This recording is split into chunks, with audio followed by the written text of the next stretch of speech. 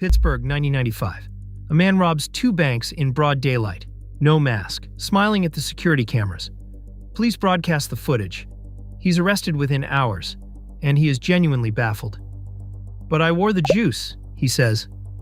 MacArthur Wheeler had learned that lemon juice can work as invisible ink, and concluded that rubbing it on his face would make him invisible to cameras. He had even tested it with a Polaroid, and through some mix of bad luck and worse chemistry, convinced himself it worked. 4 years later, two Cornell psychologists opened their landmark paper with his story because it captured their finding perfectly. He wasn't just incompetent. He was too incompetent to detect his own incompetence. That paper named the Dunning-Kruger Effect. The people with the least skill overestimate themselves the most, because the ability to judge quality is the ability to produce it. Missing one, you're missing both. Dunning called it the double curse. In the 1999 experiments, students in the bottom quarter on grammar and logic tests guessed they'd scored around the 62nd percentile. They were in the 12th. And stay to the end, because this episode has a twist that this whole channel was built for.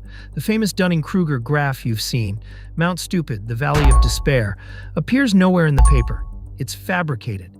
And the real data is stranger. Here's what the actual mechanism looks like. Self-assessment requires a map of what good looks like. Novices don't have a bad map. They have almost none, so their guesses about themselves float free of reality. Watch the real 1999 pattern. Actual skill climbs steeply from the bottom quartile to the top. Self-estimates? Nearly a flat line. Everyone, at every level, guessed they were somewhat above average. The bottom overestimated wildly, and the experts underestimated. They assumed what was easy for them was easy for everyone. The meme says fools climb a confidence mountain. The data says everyone reads from the same flattering script. Only the skilled are close to right. You've met this everywhere. Classic surveys found most drivers rating themselves above average, a statistical impossibility sustained by decades of fender benders. New investors after one lucky year. Remember regression to the mean? Mistake a bull market for talent. Job interviews reward the confident candidate over the competent one. Because confidence is visible, and competence isn't. And the finest specimen of all, the Mount Stupid graph itself. Millions of people confidently sharing a fake chart about overconfidence, having never checked the source. The effect eating its own tail. Now, the catch. Because this channel checks its own weapons. Serious researchers have challenged Dunning-Kruger's size and cause. Part of the pattern can be reproduced by pure statistics. Better than average bias plus regression to the mean.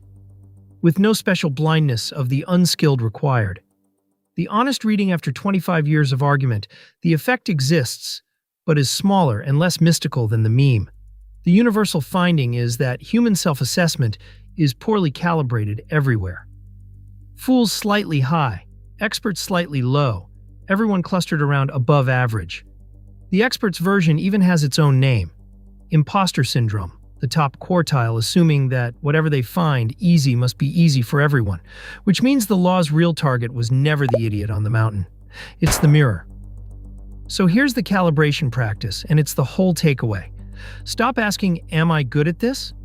Your answer is a flat line, remember? Ask instead, "What would I be able to do if I were good?" Then test it.